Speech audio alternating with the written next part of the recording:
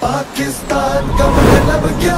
اگر پوری دنیا میں اسلام کی نبضیں ڈوب گئی تب بھی اس جگہ پر اسلام کی نبض چل رہی۔ اعوذ باللہ من الشیطان الرجیم، بسم اللہ الرحمن الرحیم۔ جی، سب سے پہلے تو ہمارے جو معزز مہمان گرامی ہیں ان کا بہت شکریہ۔ ہمارے پینل میں ہمارے گیسٹ موجود ہیں۔ ڈاکٹر عتیق الرحمان ابھی راستے میں ہے تو انشاءاللہ وہ بھی ہمیں جوائن کر لیں گے۔ تو ہم انشاءاللہ پروگرام کا آغاز کرتے ہیں۔ ہمارے دو مہمان ہمارے ساتھ موجود ہیں، ان کا میں بلکہ عتیق الرحمان صاحب کا بھی تعارف کرا دیتا ہوں تاکہ بعد میں ہمارا ٹائم جو ہے وہ نہ ضائع ہو اور کنٹینیوسلی ہم اپنے پروگرام کو آگے بڑھا سکیں۔ تو جی، یہ پینل ڈسکشن ہے۔ مقصد یہ ہے کہ ہمارے جو معزز مہمان ہیں ہم ان کے تجربے، ان کے ایکسپیرینس، ان کے جو خیالات، تاثرات ہیں ان سے بھرپور استفادہ اٹھائیں اور اس وقت کی جو اوور آل صورتحال چل رہی ہے اس کا ان کے زاویے سے ایک اپنی انڈرسٹینڈنگ، ایک سمجھ جو ہے ہم بلڈ کر سکیں۔ تو ہمارے میرے بالکل ساتھ ہی ہمارے معزز مہمان ڈاکٹر خالد محمود صاحب موجود ہیں۔ میں اگر تعارف کراؤں ان کا تو خالد محمود صاحب جماعت اسلامی کے حلقہ آزاد کشمیر اور گلگت بلتستان اس کے امیر ہیں، میڈیکل ڈاکٹر ہیں بائی پروفیشن، اور جماعت میں اپنی اسٹوڈنٹ لائف سے ہی بڑے ایکٹیو و متحرک رہے، جمعیت کے ممبر رہے اور الیکشنز میں بھی پارٹیسپیٹ کرتے ہیں۔ تو سر، پینل کی طرف سے آپ کو ویلکم۔ جی، اس کے ساتھ خالد محمود عباسی صاحب موجود ہیں۔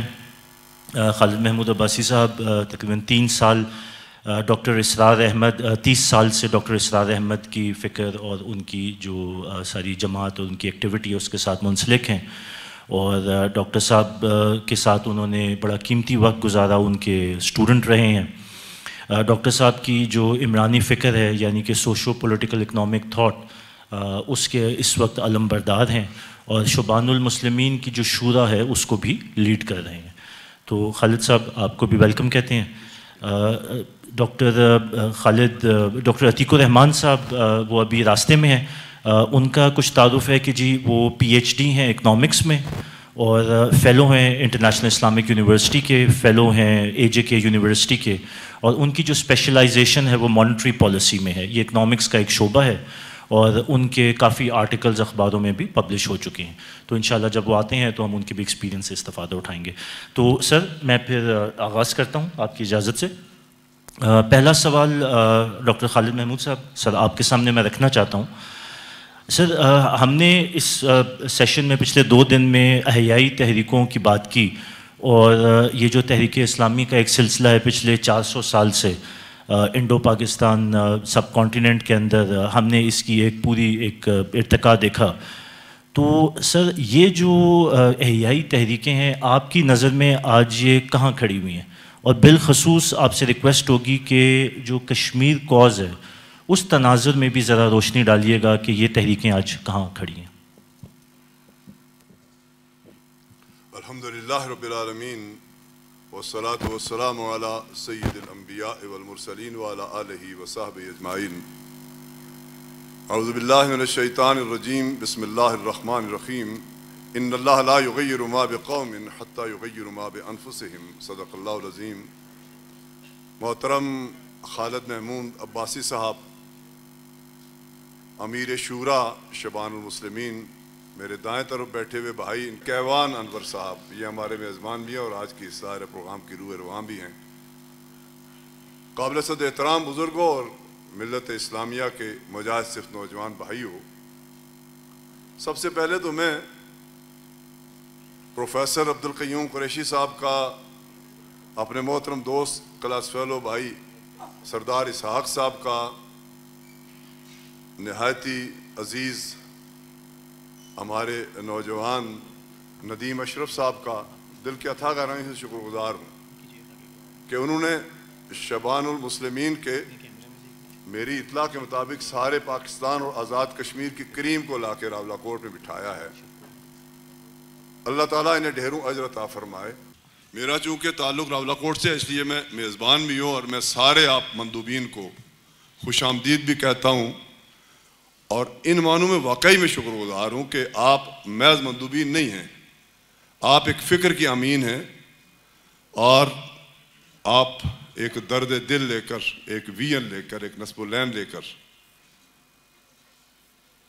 خطہ کشمیر اور بالخصوص آزاد کشمیر کے اس تاریخ ساز مقام پہ تشریف لائے ہیں، یہ ہمارے لیے اعزاز ہے۔ اور ہم سارے یہاں، بہت سارے اور میرے ساتھی بیٹھے ہیں، ہم شکر گزار بھی ہیں، اور ہم واقعی آپ کو یہاں اتنی بڑی تعداد میں دیکھ کے سرشار بھی ہیں کہ ایوان صاحب نے کافی مشکل اور گہرا سوال اسلامی تحریک کے حوالے سے کیا، وہ الگ سے پورا موضوع ہے، لیکن اس پہ بس اتنا کہوں گا کہ جس فکر اسلامی کے امین جماعت اسلامی ہے، شبان المسلمین ہے، اور اخوان المسلمین ہے، اور دیگر ہمارے بھائی ہیں، بر صغیر میں اس کے اولین ہودی خاص علامہ اقبال رحمۃ اللہ علیہ تھے، اور ان کے بعد سید مودودی رحمۃ اللہ علیہ، اور یہ 20ویں صدی کا آغاز ہے، اور اس سے پہلے حضرت شاہ ولی اللہ رحمۃ اللہ علیہ اس کے امین تھے، لیکن پھر درمیان میں ایک وقت ہے، اور وہ لمبی بات ہے، اور وہ تاریخ ہے۔ امت طویل زوال کے بعد مغرب کی غلامی کے نتیجے میں بالخصوص بر صغیر میں دین کا تصور ماخذ کیا ہوا تھا، اور مسخ ہے آج بھی عمل کی دنیا میں۔ دین و دنیا کی تفریق پہ مبنی تصور دین بر صغیر میں اس وقت بدرجہ عتم رائج تھا، آج بھی عمل کی دنیا میں رائج ہے۔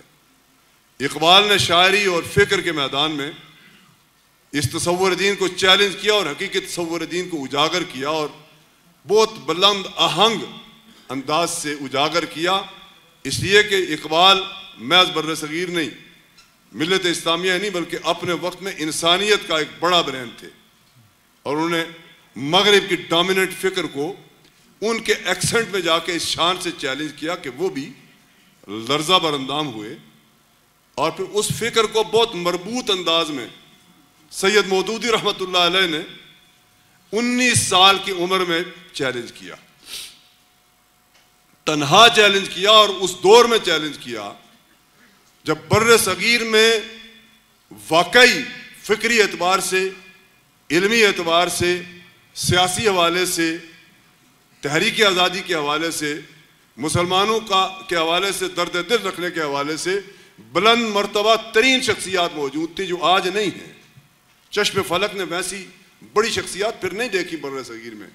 اقبال تھے، مفتی کفایت اللہ رحمۃ اللہ علیہ تھے، اور حضرت حسین احمد مدنی رحمۃ اللہ علیہ تھے، اور ابوالکلام آزاد رحمۃ اللہ علیہ تھے، قائد اعظم رحمۃ اللہ علیہ تھے۔ ان بڑی شخصیات کے درمیان 19 سال کی عمر میں، اور یہ اللہ کا انتخاب ہے۔ سید زادہ آگے بڑھ کے کہتا ہے کہ مشرق و مغرب کے سارے علوم اپنے قلب میں اتارنے کے بعد جب قرآن کے در پہ آیا ہوں تو بات یہ سمجھ میں آئی ہے کہ اللہ کا دین ہمہ پہلو ہے۔ اللہ کے دین کو 2 یا 3 خانوں میں بانٹنا شرک ہے ایک طرح کا۔ اللہ کا دین کامل ہے، اور یہ محض مذہب نہیں ہے، یہ دین ہے جس کا اولی مخاطب فرد ہے، پھر سماج ہے، پھر معیشت ہے، پھر معاشرت ہے، پھر سیاست ہے، اور بالآخر ریاست ہے۔ 19 سال کی عمر میں 1941 میں بر صغیر کی تاریخ کے چیدہ ترین علماء لاہور میں اکٹھے ہوئے اور جماعت اسلامی کی بنیاد پڑی، اور پھر اس کے بعد تاریخ ہے۔ آج یہ فکر اتنی توانا ہے، اتنی ہمہ پہلو ہے کہ میں اپنے فاضل بھائی جن سے میں استفادہ کرتا ہوں، اور اس طرح کے لوگوں کا دم غنیمت ہے ہماری امت میں، اور ہمارے اس گئے گزرے اس دجالیت کے دور میں خالد محمود باسی صاحب اور آپ سارے دانشور بھائی تشریف فرما ہیں۔ آج مغرب ڈیفنسو ہے، مغربی تہذیب ڈیفنسو ہے۔ یہ جو ہنٹنگٹن کی چیخ ہے، وہ جو کلیش آف سیولائزیشنز ہے، وہ اصل میں مغربی تہذیب کے سرکردہ لوگوں کو، فکری اماموں کو اس نے آگاہ کیا ہے کہ ہوش کے ناخن لو، اسلامی فکر بہت توانائی کے ساتھ آگے بڑھ رہی ہے۔ الحمدللہ قوموں کی اور انسانوں کی تاریخ میں 150-200 سال کو بڑا وقت نہیں ہوتا۔ 150 سال 150 سال میں فکری میدان میں، نظری میدان میں الحمدللہ فکر اسلامی نے اتنی پیش رفت کی ہے کہ جس طرح آج آپ یہاں بیٹھے ہیں، یورپ میں، امریکہ میں، کینیڈا میں، جو امام ہے اس دجالی تہذیب کے، جہاں کے لوگ وہاں آپ ہی کی طرح کے لوگ اسی فکر کے امین، اسی شان کے ساتھ بروئے کار ہیں، اور یہ میرے اور آپ کے لیے تقویت کا باعث ہے۔ بر صغیر میں جب تحریک آزادی چل رہی تھی تو اس تحریک آزادی کا ایک کمپوننٹ تحریک آزادی کشمیر بھی ہے، اور جب 3 جون سن 1947 کو بالآخر ایک لازوال تحریک پاکستان کے نتیجے میں انگریز نے پاکستان کے قیام کو تقسیم بر صغیر کی صورت میں قبول کیا، تو یہ اصول طے ہوا کہ جن ریاستوں میں آپ سارے جانتے ہیں کہ بر صغیر میں سینکڑوں ریاستیں تھیں، جن میں بڑی ریاستیں 2 3 4 تھیں، 5 تھیں، جن میں کشمیر نمایاں تھا ہر اعتبار سے، کئی حوالوں سے۔ آج بھی کشمیر کی ایک خاص پہچان ہے کئی حوالوں سے۔ ایک تو ذہنی طور پہ کشمیری دنیا کی ذہین ترین اقوام میں 3-4 لوگوں میں شمار ہوتے ہیں۔ پھر تاریخی حوالے سے بھی کشمیر کی اپنی تاریخ ہے، شاہ ہمدان رحمۃ اللہ علیہ کی آمد سے لے کے آگے بڑھتی ہے بات، تو ریاستوں کو یہ اختیار دیا گیا تھا کہ وہ اکثریت کی بنیاد پر، جو 2 ریاستیں وجود میں آ رہی ہیں نظریاتی بنیادوں پر، پاکستان جدید تاریخ میں پہلی ریاست تھی اسرائیل کے بعد جو نظریاتی بنیادوں پہ وجود میں آئی، جغرافی بنیادوں پہ نہیں، جغرافیہ اس کے بعد وجود میں آیا، نظری بنیادوں پہ اقبال کا اعرابات کا خطبہ، اور پھر اس کے بعد قرارداد پاکستان، اور پھر ساری تحریک پاکستان، پاکستان کا مطلب کیا، لا الہ الا اللہ، یہ اس کا عنوان تھا۔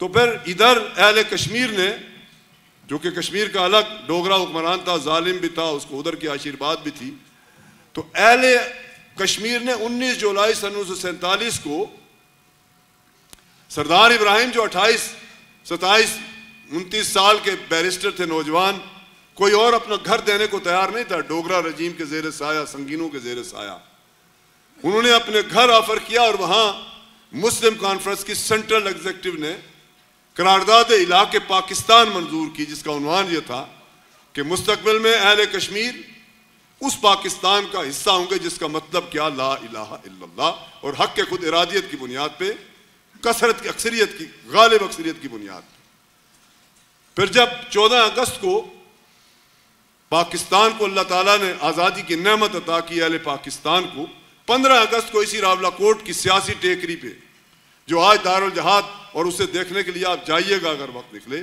وہاں دارالجہاد زیر تعمیر ہے، وہاں مینار کشمیر بھی بنا ہے، وہاں اس آزاد کشمیر کے چیدہ لوگوں نے جمع ہو کر اعلان بغاوت کیا، سنگینوں کے زیر سایہ نہتے بے سر و سامانی کے عالم میں کہ پاکستان وجود میں آ گیا ایک دن پہلے، آج کے بعد ہم وقت کی حکومت کے غلام نہیں ہیں، ہم آزادی کی تحریک کا آغاز کرتے ہیں، جہاد آزادی کا آغاز کرتے ہیں۔ اور میرے محترم بزرگوں، میری اطلاع یہ ہے کہ پاکستان سے بھی بزرگ یہاں اور بھائی ہمارے تشریف فرما ہیں، کوئی 2-2.25 ماہ میں 24 اکتوبر یا 2.5 ماہ بنتے ہیں، 24 اکتوبر سن 1947 کو یہاں سے کوئی 20-30 کلومیٹر دور جنگل میں چونجال ہل کے مقام پہ 5,500 مربع میل علاقے کو آزاد کروا کے سردار ابراہیم کی قیادت میں اس خطے کے لوگوں نے بیس کیمپ کی انقلابی حکومت کی بنیاد رکھی اور ایک ڈکلیریشن پاس کیا۔ ادھر یہ ہوا، اور اسی طرح گلگت بلتستان، مجھے یقین ہے کہ ان کی نمائندگی بھی یہاں کسی نہ کسی صورت میں موجود ہوگی، اور نہیں ہے تو مستقبل میں وہاں بھی شبان کا کمپوننٹ قائم کیا جائے اور وہ آزاد کشمیر کا حصہ ہو یا پاکستان کا، تو اس کے فوائد ہوں گے۔ جی بی والوں نے بھی اعلان بغاوت کیا، جہاد کیا، اور 1 نومبر کو انہوں نے بھی وہاں انقلابی حکومت کی بنیاد رکھی۔ منزل ان کی پورے کشمیر کی حق کے خود ارادیت کی بنیاد پہ آزادی تھی۔ اور ایک بات کہہ دوں اور پھر بات آگے بڑھے گی کہ ہماری اعانت کے لیے قبائلی علاقوں سے جن پہ پاکستان کے قوانین اور پاکستان کی ریاست کے قوانین، یہ تو حال ہی میں 1-2 سال پہلے ان کا وہاں تک دائرہ بڑھایا گیا ہے، ورنہ وہ اس سے آزاد تھے، وہ اعانت کو آئے ہماری، اور پاکستان کی قوم بھی آئی، ریاست آکن لک گریسی اور انگریز گورنر جنرل، پھر بعد میں قائد اعظم رحمۃ اللہ علیہ، مشکلات کے باوجود پریکٹیکلی اعانت کو نہیں آ سکے، آ جاتے تو مجاہدین بارہمولہ میں موجود تھے، راجوری فتح ہو چکا تھا، پونچھ کی دہلیز میں موجود تھے، کشمیر اسی وقت آزاد ہو جاتا۔ ایک خورشید انور نام کا کریکٹر ہے غدار، اللہ جو چاہے اس کے ساتھ سلوک فرمائے، وہ وہاں اگر کسی اپنے فیوچر کے تحفظ کے لیے نہ جمیلے میں رہتا تو بھی کشمیر آزاد ہو چکا۔ تو بارہمولہ قریب ہی ہے سری نگر کے، پھر ہندوستان آ گیا اور اس نے ایئر فورس کے ذریعے سری نگر پہ قبضہ کیا اور پھر ادھر راولا کوٹ تک۔ چونجا ریل میں دارالحکومت اس لیے بنا تھا کہ وہ چیلوں کے زیر سایہ وہاں ہندوستان کی ایئر فورس کی بمباری سے وہ محفوظ ہوں گے۔ اس کے بعد پھر نہرو مجاہدین کی تحریک آزادی اور جہاد آزادی کے خطرے کے پیش نظر مجاہدین نے اس کی گردن بوچی ہوئی تھی، بر صغیر کے اس سامراج کی، اور ہندو ڈوگرے کو بھگا دیا تھا سری نگر سے۔ وہ دہلی چلا گیا تھا، علاقے کی جھوٹی سچی دستاویز وہ الگ سے، وہ ایک ہسٹورین ہیں برٹش، انہوں نے اس کو جعلی قرار دیا ہے، مجھے اس وقت ایلسٹر لیم نام ہے ان کا، انہوں نے اس کے ساتھ وہ بھاگ گیا تھا وہاں سے۔ نہرو گیا ہے اقوام متحدہ میں، نہ مسلمانان جموں و کشمیر گئے تھے نہ پاکستان گیا، نہرو گیا تھا، اور وہاں جا کے اس نے وعدہ کیا اقوام عالم سے سیکیورٹی کونسل کے فلور پر کہ ہم اہل کشمیر کو حق خود ارادیت دیں گے، اور سیکیورٹی کونسل کی 3 قراردادیں ہیں اس حوالے سے جو کشمیریوں کو حق خود ارادیت دیتی ہیں، اور اقوام متحدہ کا چارٹر بھی اور ہیومن رائٹس کا جو بین الاقوامی چارٹر ہے اس کی روح سے بھی کسی بھی مقبوضہ علاقے کے لوگوں کو ہر وہ ذریعہ اختیار کرنے کا حق ہے جو ان کی آزادی پہ منتج ہو، اس میں قتال بھی شامل ہے۔ اہل کشمیر اس وقت سے لے کے آج تک میدان عمل میں ہیں، میدان کارزار میں ہیں، میدان جہاد میں، اس کے بہت سارے فیزز ہیں۔ 1987 تک اقوام متحدہ کے بہلاوے، اقوام عالم کی عیاری، ہندوؤں کی مکاری اور پاکستان کے حکمرانوں کی ناکردہ کاری کے نتیجے میں کشمیر کا مسئلہ زندہ تو رہا لیکن پیش رفت نہ ہو سکی۔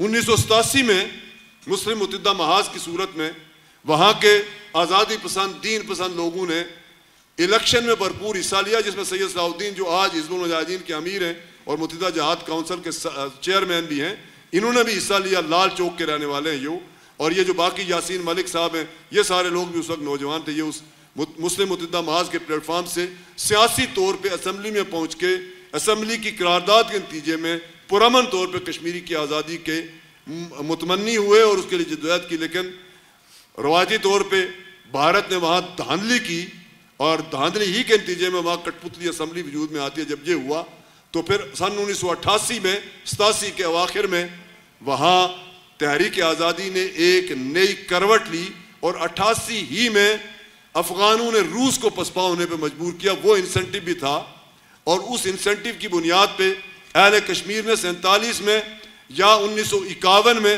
اقوام عالم کے کہنے پہ جو سیز فائر کیا تھا، جس کو انڈیکیٹ کرتی ہے ہماری سیز فائر لائن، اور میرے پڑھے لکھے بھائیوں اور مجاہد صفت عزیزوں، اہل کشمیر نے اس سیز فائر کو خوش دلی سے قبول نہیں کیا تھا۔ کئی لوگ مجھے خود ملے ہیں جنہوں نے بندوقیں توڑ دی تھی غصے میں آ کے کہ ہم آدازی کم کسی سیز فائر پہ نہتے تھے، لیکن پرعزم تھے، جذبہ جہاد سے سرشار تھے۔ یہ 47 کی بات کرنا۔ 1951 میں اہل کشمیر نے اقوام عالم کی کے کہنے پہ، ان کی گارنٹی پہ ہتھیار رکھے تھے، پھر 87 میں اٹھائے اور اس شان سے اٹھائے۔ اہل کشمیر کے حوالے سے جو بالخصوص ہمارا اس سری نگر اور قرب جوار کے لوگ ہیں کہ وہ مجاز صرف نہیں ہیں، انہوں نے عملی جہاد میں اس جدید تاریخ میں وہ کارآئے نمایاں سر انجام دیے کہ 2001 میں انڈین آرمی چیف نے وقت کے پرائم منسٹر کو یہ کہا کہ مسٹر پرائم منسٹر، کشمیر کو ہم زیادہ دیر تک بندوق کے زور پر اپنے قبضے میں نہیں رکھ سکیں گے، پاکستان کو مذاکرات میں انگیج کریں اور اس کا کوئی پولیٹیکل سلوشن نکالیں۔ اس موقع پر اور ہمیشہ انٹرنیشنل اسٹیبلشمنٹ کا ساؤتھ ایشیا میں جو جیو اسٹریٹجک پارٹنر ہے وہ انڈیا ہے، نظری اعتبار سے بھی، نظریاتی اعتبار سے بھی، سیکولرزم کا ڈھونگ رچا کر عملاً ہندو طبع کے علمبردار، دنیا کی متعصب ترین قوم اگر کوئی ہے تو وہ وہاں کا غاصب ہندو برہمن ہے، جس سے اپنے دلت اور شودر اور دیگر لوگ بھی محفوظ نہیں ہیں، لیکن بین الاقوامی برادری کو سیکولرزم کا ڈھونگ رچا کے بیوقوف بنایا اور معذرت خواہوں آبادی کے اعتبار سے بڑا ملک ہے, تجارتی منڈی ہے, اور چائنا کے مقابلے میں اور پاکستان کے مقابلے میں انٹرنیشنل اسٹیبلشمنٹ امریکہ کی قیادت میں ہمیشہ اسے اپنا جو اسٹریٹجک پارٹنر سمجھتی رہی. اس سے فائدہ اٹھا کر جب بھی اہل کشمیر نے پیش رفت کی اور پاکستان کی ریاست نے ان کے حقیقی پشتیبان کا کردار کبھی ادا کیا, تو ہندوستان نے انٹرنیشنل اسٹیبلشمنٹ کو دہائی دی اور انہیں اپنی اعانت کے لیے بلایا. اور اسی طرح مشرف کی صورت میں بین الاقوامی اسٹیبلشمنٹ کا گماشتہ افغان جہاد اور کشمیر جہاد کی پیٹھ میں چھرا گھونپنے کے لیے اسلام آباد میں مسلط کیا گیا. آج وہ بستر مرگ پہ ایڑیاں رگڑ رہا اپنے کیے کی سزا کے طور پر. جہاد میں جہاد آزادی کو ذوق پہنچایا گیا, تفصیلات باقی, ورنہ کشمیری بہت شان کے ساتھ جہاد اور قتال کے میدان میں آگے بڑھ رہے تھے, اور انہوں نے ہندوستان کی 9-9.5 لاکھ فوج کو زچ کر رکھا تھا, مجبور کر رکھا تھا, اور وہ پاکستان پہ ہندوستان کی ریاست مذاکرات میں مجبور تھی کہ ہمارے بھائی مشرف صاحب 4 ریجن 4 ریجنز کا انٹرنیشنل اسٹیبلشمنٹ کا ایجنڈا لے کے آئے. اور پھر اس وقت امیر تھے ہمارے آزاد کشمیر کے سردار اعجاز افضل صاحب, اللہ ان کو دراز عمر عطا کرے. انہوں نے جس شان سے مشرف کے منہ پہ اس کے 4 ریجنز 4 ریجن کا تیا پانچا کیا, وہ بھی پاکستان کی تاریخ کا, آزاد کشمیر کا تاریخ کا درخشندہ ترین باب ہے. پاکستان کے کسی ڈکٹیٹر کو اس شان سے میں نہیں سمجھتا کہ پہلے یا بعد میں کوئی مخاطب کر سکا ہوگا. وہی تسلسل ہے. آج عمران صاحب ادھر تھے اور آج ہمارے شہباز صاحب ہیں, اور پھر ان کے پیچھے جو ہمارے اصل حکمران ہیں اور ان کے پیچھے انٹرنیشنل اسٹیبلشمنٹ ہے, انہوں نے تقسیم کشمیر کو عملاً قبول کر لیا ہے 5 اگست سن 2019 کو. میں کھل کے بات کرتا ہوں, کرتا رہوں گا جب تک زندہ ہوں, اس لیے کہ اگر نہیں قبول کیا ہوا تھا تو پاکستان کی ریاست جسے ہم اپنا محسن سمجھتے ہیں اہل کشمیر, اور ہم ہی نہیں سمجھتے, سارا عالم اسلام اپنی امیدوں کا مرکز و محور سمجھتا ہے, چونکہ یہ نظریاتی ریاست ہے, اور اس کے ریاست کے لوگ رسول اللہ سے محبت کرنے والے, عشق کرنے والے لوگ ہیں, دین سے محبت کرنے والے لوگ ہیں. قوم سے, ریاست سے ہمیں کوئی گلہ نہیں, حکمرانوں سے ہم ہمیشہ شکوہ کنار ہیں, آج بھی. 5 اگست کو مودی نے عملاً مقبوضہ کشمیر لداخ کو اپنا حصہ بنا دیا, ٹیریٹری کا حصہ بنا دیا, آئین میں ترمیم کر دی. ادھر سے جس کردار کی توقع تھی وہ ادا نہیں ہوا, اور ہماری اطلاع یہ ہے کہ یہ آگاہ تھے 5 اگست کے اقدام سے. اور جب اسلام آباد نے کمزوری دکھائی تو پھر آزاد کشمیر والے حرکت میں آئے جماعت اسلامی کی قیادت میں, وہ بھی ایک تاریخ ہے. مستقبل کی بات کی ہے میرے بھائی نے, میں نے لمبی بات کر لی, میں معذرت خواہ ہوں, بس بات ختم کرتا ہوں. مستقبل ایک جملے میں اگر سننا چاہتے ہیں تو کشمیر کی آزادی. مجھے جس طرح کل سورج طلوع ہونے کا یقین ہے, اسی طرح پاکستان میں اسلامی انقلاب اور کشمیر کی آزادی کا یقین ہے, اللہ کی نصرت کے بھروسے پر, رسول اللہ سے نسبت کی بنیاد پر, اور اہل کشمیر کی لازوال بے مثل قربانیوں. 5 لاکھ شہداء, اللہ ایک شہید کے ایک خون کے قدرے کی قدر کرنے والی شاکر و علیم ذات ہیں. 5 لاکھ شہداء کی امین تحریک ہے, اسے ذوق پہنچایا جا سکتا, اسے منزل سے دور نہیں کیا جا. کشمیر آزاد ہوگا, حق کے خود ارادیت کی بنیاد پہ ہوگا, اسلام کے زیر سایہ ہوگا, پاکستان کے استحکام کا عنوان بنے گا, اور جب کشمیر آزاد ہوگا تب ہی پاکستان اسلامی جمہوریہ پاکستان بنے گا. اس لیے کہ پاکستان میں جب لفظ کے نہیں ہے تو پھر پاکستان ادھورا ہے, اور اس پاکستان کی تکمیل کا بیڑا اہل کشمیر نے 47 میں اٹھایا تھا. آج تک اس جدوجہد کے لیے 5 لاکھ جوانیاں نظر کر چکے ہیں. بس یہ عرض کرنا تھا, یہی ماضی, حال اور مستقبل ہے. طویل شاید بات ہو گئی جس کے لیے معذرت خواہ. جزاک اللہ. خالد محمود صاحب, بہت ہی آپ نے ایک کہہ لیں کہ ڈیٹیلڈ اور ایک بہت اچھے طریقے سے جو یہ احیائی تحریکوں کا ماضی اور خاص طور پہ جو اس خطے کے ساتھ اس کا جو رول جڑتا ہے. اچھا جی, ہمارے ساتھ ڈاکٹر عتیق الرحمان صاحب بھی موجود ہیں. سر آپ کو ہم ویلکم کہتے ہیں. ڈاکٹر صاحب, آپ کا ہم نے تعارف آپ کی غیر موجودگی میں کرا دیا تھا تاکہ تسلسل برقرار رہے, تو سر آپ کو خوش آمدید. سر میں نے ویسے تو پلان کیا ہوا تھا کہ اگلا سوال آپ سے ہی, لیکن میں اب خالد محمود عباسی صاحب کے پاس جاتا ہوں تاکہ آپ تھوڑے دیر سیٹل ان ہو لیں, پھر انشاءاللہ اس کے بعد آپ کی طرف آتے ہیں. خالد صاحب, ڈاکٹر صاحب نے بڑی خوبصورتی سے ہمیں کچھ ماضی کی جو تصویر ہے اس کے بارے میں بتایا، خاص طور پہ احیائی تحریکوں کا جو رول یہاں پہ رہا ہے. سر انہوں نے جہاں سے چھوڑا تھا وہیں سے ایک سوال میں آپ کے سامنے رکھنا چاہتا ہوں کہ جب میں فیوچر کو دیکھ رہا ہوں اور جب ہم اس خطے کے ایک فیوچر کے بارے میں کچھ سوچتے ہیں، پلاننگ کرتے ہیں، تو آپ کی نظر میں یہ جو احیائی تحریکیں خاص طور پہ کشمیر کو سامنے رکھتے ہوئے ان کا کیا رول آپ دیکھ رہے ہیں، اور کشمیر اس تناظر میں یا ان تحریکوں کی وجہ سے آپ کو کہاں جاتا نظر آ رہا ہے؟ جی بسم اللہ الرحمن الرحیم.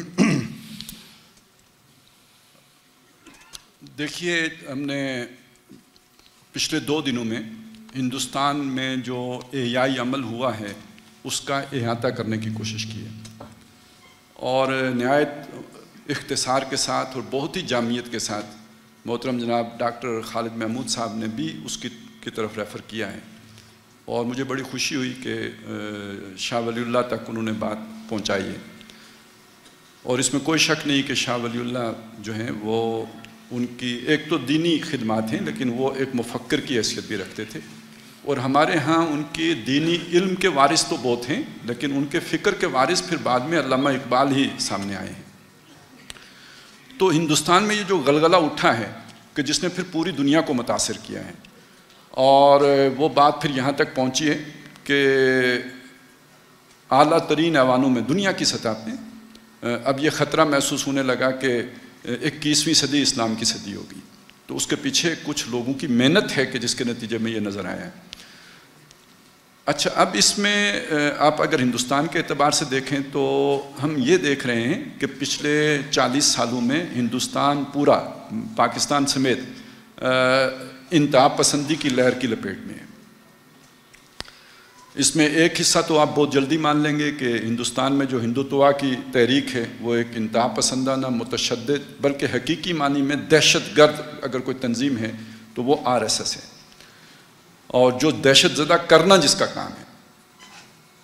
ہمارے ہاں بھی ایک سوچ پیدا ہوئی ہے، یہ ذرا آپ کو شاید قبول کرنا مشکل ہو، لیکن یہ کہ بہرحال انتہا پسندی نے ہمارے ہاں بھی جنم لیا ہے. وہ ایک اور صورت ہے کہ جس میں ہم نے پچھلے 10 سالوں میں بہت سارا جو ہے نا وہ فساد اپنے ہاں دیکھا ہے. میں اس کی زیادہ تفصیل میں نہیں جانا چاہتا، لیکن بہرحال وہ بھی ایک انتہا پسندانہ سوچ ہے جو یہاں بھی پیدا ہوئی ہے.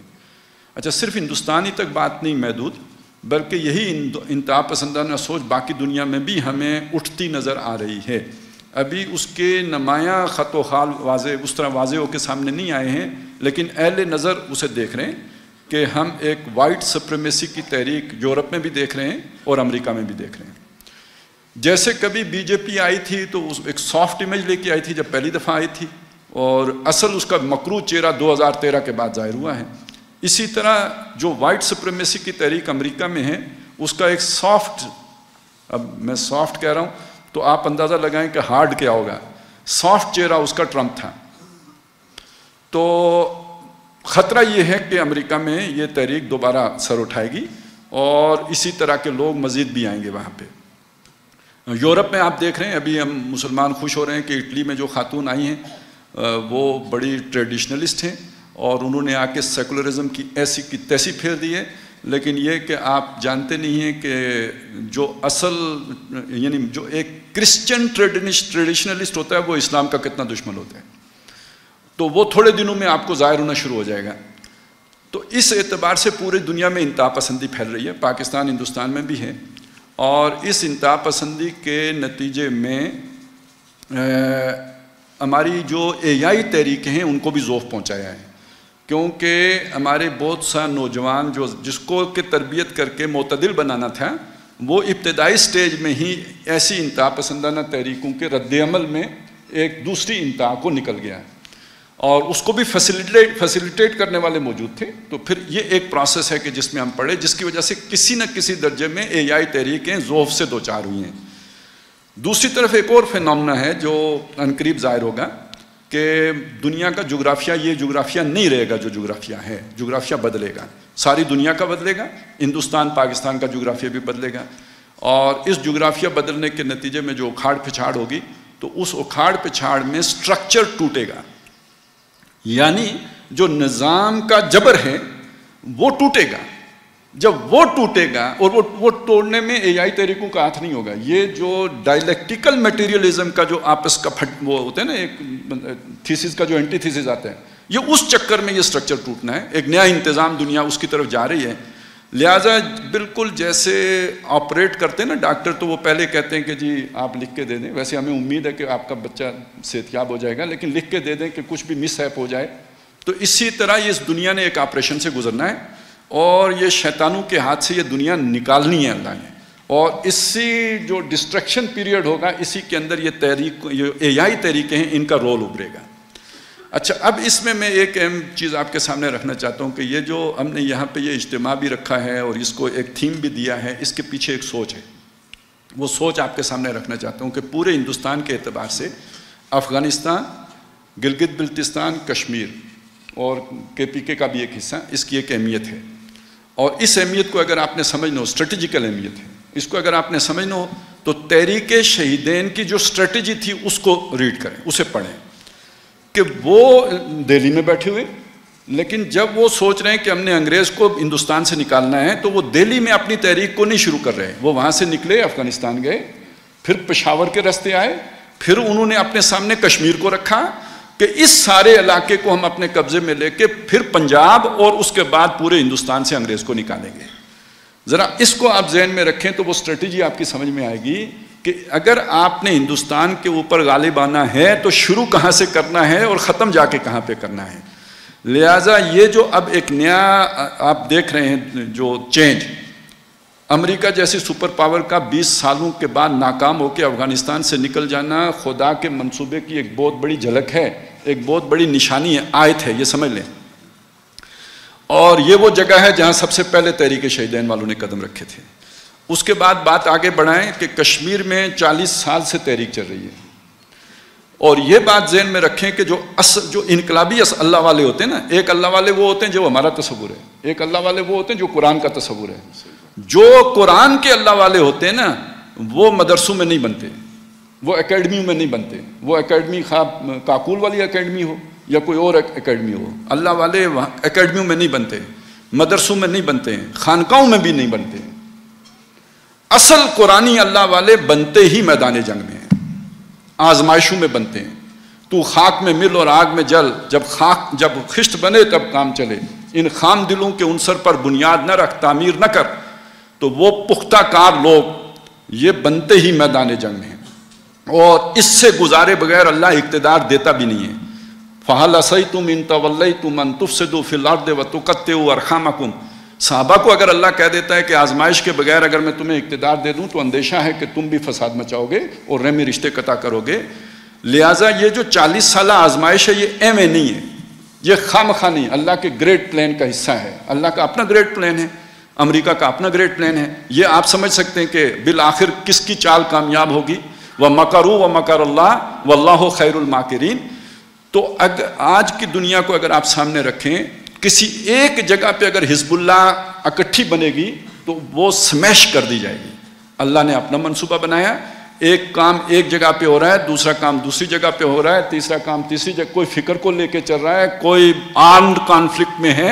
یہ حزب اللہ تیار ہوتی رہی اس خطے کے اندر. اور اب اگر اللہ کی حکمت میں ہے تو وہ اس خطے کو ایک خطے میں بدل دے گا. اور جب اللہ بدلنے پہ آتا ہے تو موسیٰ جو ہے وہ فرعون کے گھر میں پرورش پاتا ہے. کیا معلوم کہ امریکہ جو منصوبہ لے کے آ رہا ہے گریٹر پختونستان کا اور انڈیپینڈنٹ کشمیر کا، یہی در حقیقت اللہ کے منصوبے کی تکمیل کا بنیاد بن جائے، اساس بن جائے. لہٰذا ہماری جو امید ہے اصل میں وہ اس خطے کے سے ہے، جسے کبھی خراسان بزرگ یا چلیں ایکسٹینڈڈ خراسان بزرگ کہہ لیں. تو یہاں پہ جو پچھلے 100 سال، اب میں کہہ رہا ہوں کہ جو 100 سال کی حرکت ہے، یہ 1932 سے چلیں کہہ لیں، الجہاد فی الاسلام جب لکھا گیا، یا اس سے بھی پہلے 1920 سے شروع کر لیں، تو اس کا نتیجہ جو ظاہر ہونا ہے وہ انشاءاللہ تعالیٰ اس خطے سے ہونا ہے. اور جو کبھی تحریک شہیدین کی بنیاد پر 1831 میں جو بالا کوٹ میں جو ختم ہوا تھا پروجیکٹ، تو اس کی جو ایک اثر نو آغاز ہونا ہے وہ انشاءاللہ تعالیٰ اسی خطے، جو انہوں نے سوچا تھا وہی روبہ عمل آنا ہے.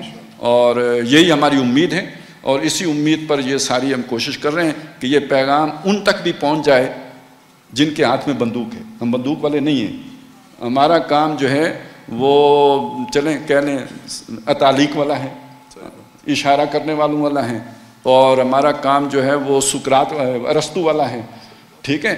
لیکن جو اصل کام تو وہ کریں گے جو بندوق والے ہیں, اور بندوق والوں کی مت ماری ہوئی ہے امریکہ کے ڈالروں نے. تو ہم انہیں مت دے رہے ہیں کہ تمہاری زندگی امریکہ کے ڈالروں میں نہیں ہے, تمہاری زندگی نظریہ پاکستان میں ہے, تمہاری زندگی یو ٹرن میں نہیں ہے, تمہاری زندگی جو صاف کھڑے ہوئے یمشی جو سویًا علی صراط مستقیم میں ہے. تمہاری ایگزسٹنس کے لیے اس وقت دنیا میں حالات سازگار نہیں رہے ہیں. اب تمہیں امداد نہیں ملنی ہے, اب تمہیں عیاشیاں نہیں کرائی جانی ہیں. اب اگر تم نے سروائیو کرنا ہے, بچنا ہے, تمہاری چودراہٹ باقی رہنی ہے, بلکہ تمہارا وجود باقی رہنا ہے, تو وہ اس نظریے کے ساتھ ہے, نہیں تو آپ ختم ہو جاؤ گے, مٹ جاؤ گے. آپ کو یہ دنیا نے یہ ابھی جو آئی ایم ایف نے پروگرام دیا ہے, تو کیوں دیا ہے؟ آئی ایم ایف میں آپ کو بتا چکا ہوں امریکی پالیسی کا ٹول ہے, وہ اس کے وارفیئر کا حصہ ہے, وہ ایک ہتھیار ہے. اور وہ اگر ہمیں پروگرام دے رہا ہے تو جو کچھ انہیں کھٹکتا ہے, ہم نے مانا ہے کہ ہم اس معاملے میں کچھ آپ کے ساتھ تعاون کریں گے, تب یہ پروگرام ملا ہے, نہیں تو نہیں ملنا تھا. ایف اے ٹی ایف سے آپ نہیں نکل سکتے تھے جب تک کہ آپ نے کچھ نہ مانا ہوتا. اور وہ کیا ہو سکتا ہے؟ وہ ڈی اسلامائزیشن ہے. وہ کیا ہو سکتا ہے؟ وہ لا الہ الا اللہ کو پاکستان سے نکالنا ہے. وہ کیا ہو سکتا ہے؟ وہ ڈی نیوکلرائزیشن ہے. وہ مزید کیا ہو سکتا ہے؟ وہ ڈی ملٹرائزیشن ہے. اور یہ سب موت ہے.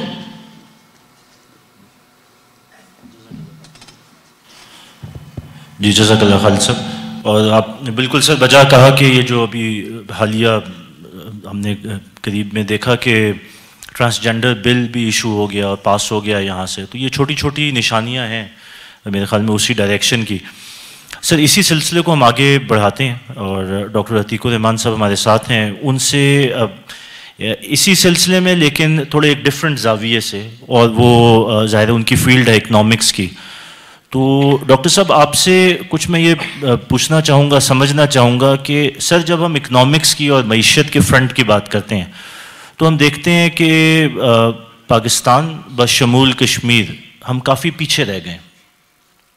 اچھا سر, میں ایک اگر انسیڈنٹ یا ایک ایونٹس کچھ ریسنٹ پاسٹ کے کوٹ کروں تو ہم نے دیکھا کہ ابھی ریسنٹلی اے جے کی ٹورزم ڈیولپمنٹ اتھارٹی بنی. اچھا سر, اسی طرح ہم بارڈر کی دوسری طرف دیکھتے ہیں تو وہاں پہ بھی ٹورزم میں فوکس بڑھتا جا رہا ہے.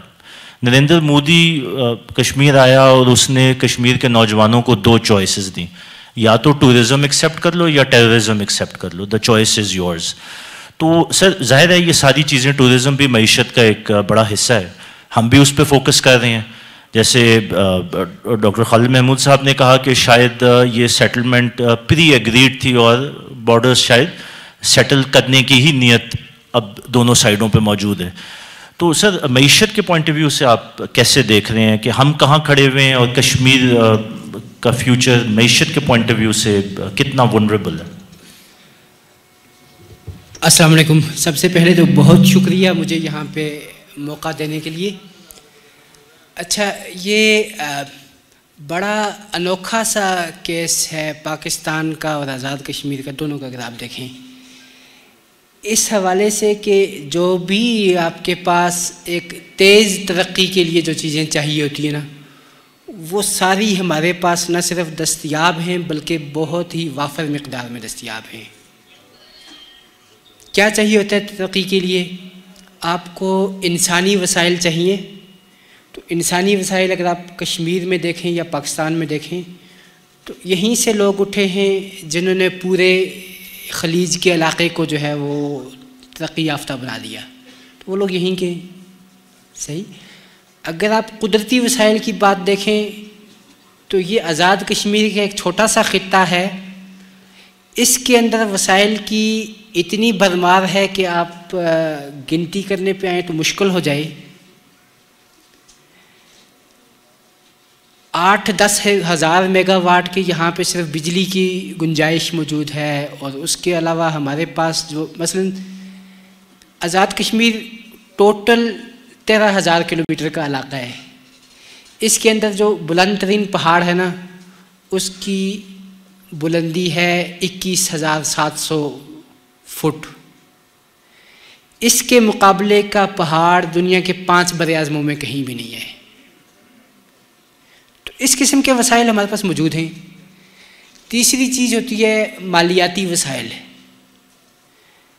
اب اسٹیٹسٹکس اگر آپ اٹھا کے دیکھیں تو پتہ چلتا ہے صرف آزاد کشمیر کے لوگوں نے بینکوں میں جو پیسے رکھے ہوئے ہیں وہ ہیں 475 بلین، 475 ارب روپے، اور ان کا 5% بھی آزاد کشمیر پہ خرچ نہیں ہوتا ہے۔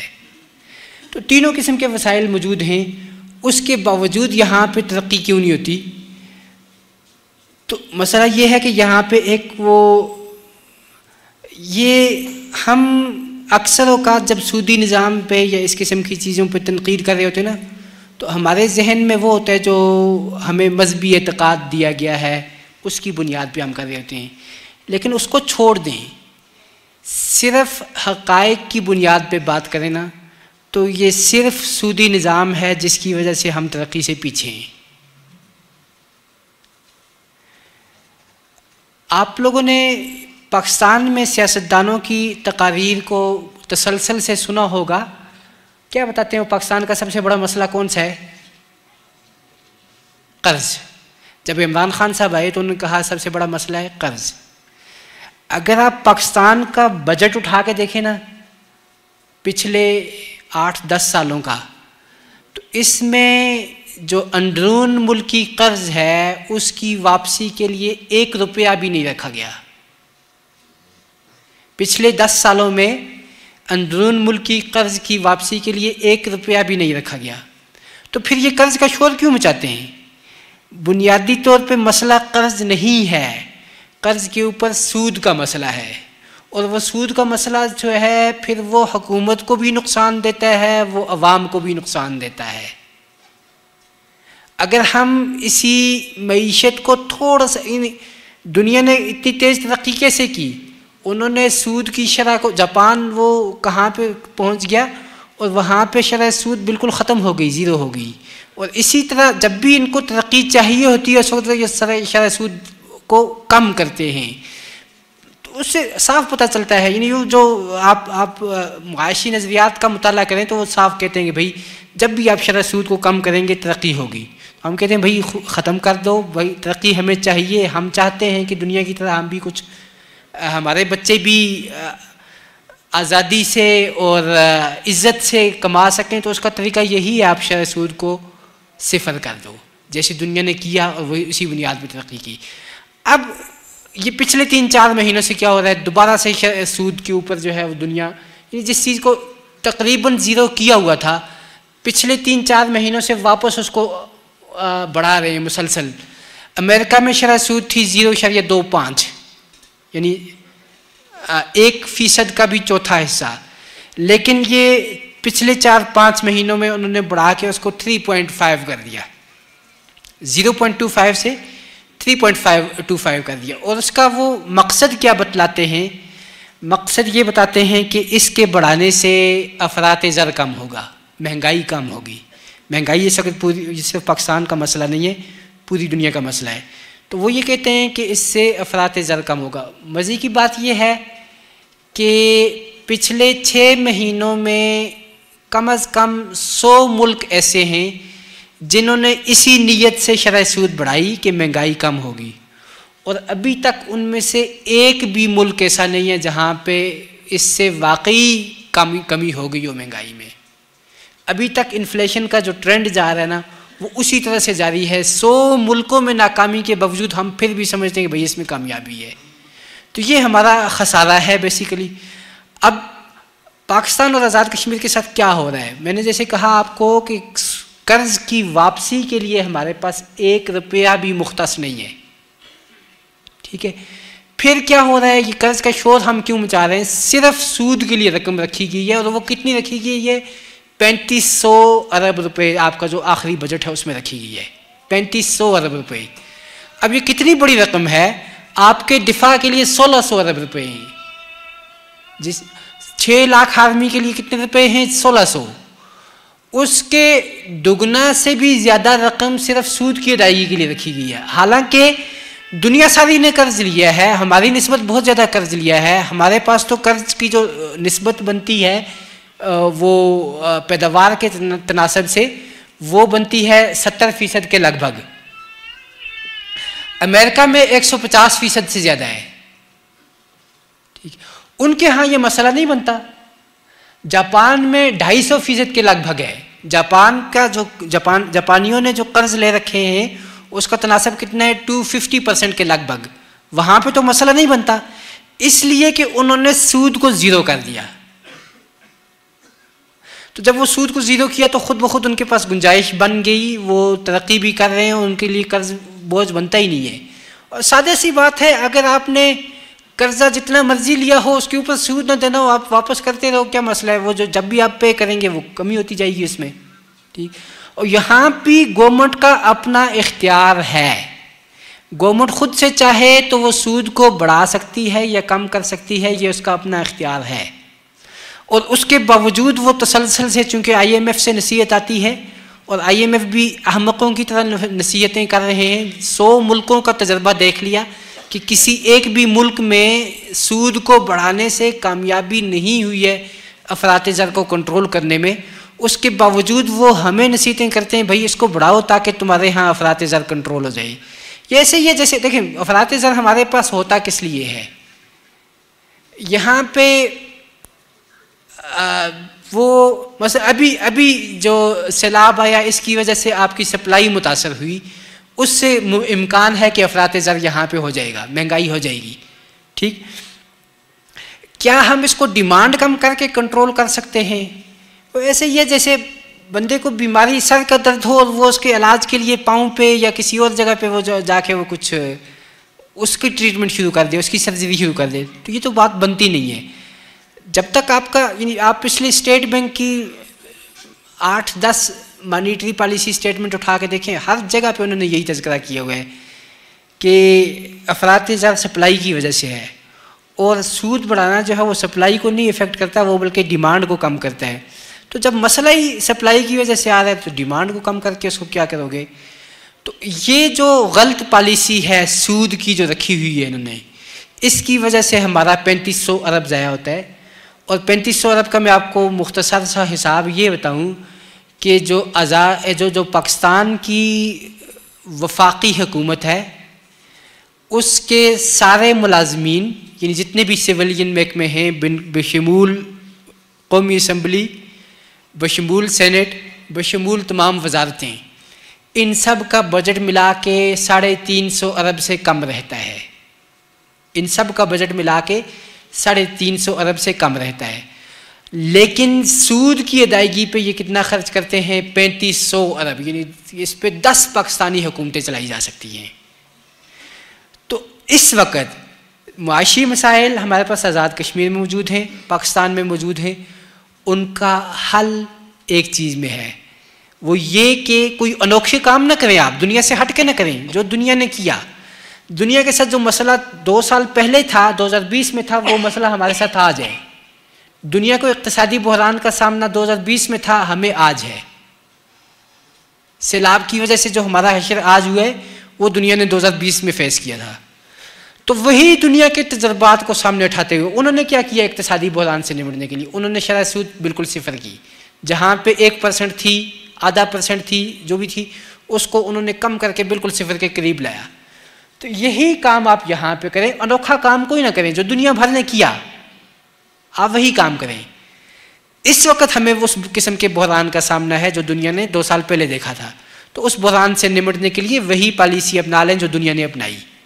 تو یہی ہمارے مسائل کا حل ہو جائے گا. یہ آپ کو سادہ سی بات بتاؤں، اگر ہم کوئی انوکھا کام نہ کریں، دنیا نے شرح سود کو کم کیا تھا، ہم بھی اس وقت کم کر کے 2% پہ لے آئیں، تو یہ جو ہمارے اخراجات ہیں نا، یہ 3500 ارب سے کم ہو کے 500 پہ رہ جائیں گے. 3000 ارب کی آپ کے پاس بچت ہے.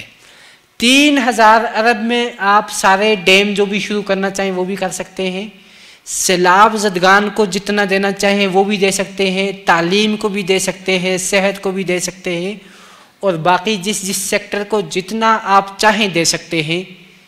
اور ایک کام کرنے کی ضرورت ہے، وہ بھی کوئی انوکھا کام نہیں، وہ وہی کام ہے جو دنیا بھر نے کیا کہ بھائی شرح سود کو آپ ایک مناسب لیول پہ لے آئیں یا ختم کر دیں. ایمان کا تقاضا تو یہ ہے ختم کر دیں، لیکن چلیں ابھی آپ کا ایمان اتنا کمزور نہیں ہے، اور ہم بھی آپ سے نہیں کہتے کہ کوئی بہت انوکھی سی بات کرو، جو دنیا نے 2 سال پہلے کیا آپ وہی کام کر لیں، تو انشاءاللہ یہاں کے آزاد کشمیر کے بھی مسائل حل ہو سکتے ہیں اور پاکستان کے بھی ہو سکتے ہیں.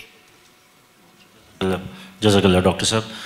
سر آپ وہ بچت کی بات کر رہے تھے تو مجھے تھوڑا سا کھٹکا لگا کہ کہیں اس بچت کو کرنے کے بعد پراپرٹی ڈیلرز ہی سارے پیسے نہ لے جائیں. تو اس دعا کے ساتھ کہ اگر وہ بچت ہوگی تو ایون ڈسٹریبیوشن ہوگی. سر اس میں تو کوئی شک نہیں ہے کہ جہاں ہم کہتے ہیں کہ انڈیپینڈنٹ ہماری فارن پالیسی ہونی چاہیے تو وہاں پہ انڈیپینڈنٹ اکنامک پالیسی بھی ہونی چاہیے، اور جب تک ہم یہ IMF کے چنگل سے نہیں نکلیں گے دیٹ سیمز امپاسبل. سر میں بات کو آگے بڑھاؤں گا، ڈاکٹر خالد صاحب کی طرف آؤں گا. سر ایک سیناریو میں آپ کے سامنے رکھنا چاہتا ہوں، اور وہ کچھ اس طرح کا ہے کہ ہم آبزرو کرتے ہیں کہ دنیا اب کچھ بلاکس کی شکل میں اپنے آپ کو دھار رہی ہے، اور ہم نے ایک یونیک کیس دیکھا، اور ایک اس کا کریکٹرسٹکس یہ تھا کہ انڈیا ہسٹوریکلی ایک کمیونسٹ بلاک کا ممبر تھا، لیکن BJP اور یہ جو مودی کی گورنمنٹ آئی ہے تو اس کے بعد ہم نے ایک بڑی ان یوزول شفٹ دیکھی کہ وہ اس ہسٹوریکل کمیونسٹ بلاک سے اٹھ کے تو US اور نیٹو بلاک کا ممبر بن گیا، اور اس کا ایک انجام ہمارے سامنے یہ آیا کہ آرٹیکل 370 ریووک کیا اور کشمیر کی وہ جو سٹیٹس تھا اس کو چینج کر دیا. تو سر یہ جو شے اب انڈیا کو اور یہ مودی گورنمنٹ کو ملی ہوئی ہے because of that particular block, اور ظاہر ہے یہ بلاک یہاں تک ہی نہیں ہے کہ کوئی پولیٹیکل بلاک ہے، it is a military block as well. India اس وقت 2 بڑے کنسورشیمز یا 2 بڑے ملٹری کیمپینز کا حصہ، ایک کوڈ ہے اور ایک 2I2U ہے، ایک ساؤتھ چائنا سی میں ہے اور ایک مڈل ایسٹ کے اندر ہے، and India is an active role and a partner with NATO and America. تو سر یہ جو شے ملی ہوئی ہے انڈیا کو، اس کے کیا اثرات آپ دیکھتے ہیں کشمیر کے فیوچر کو اور کشمیر کاز کے اوپر؟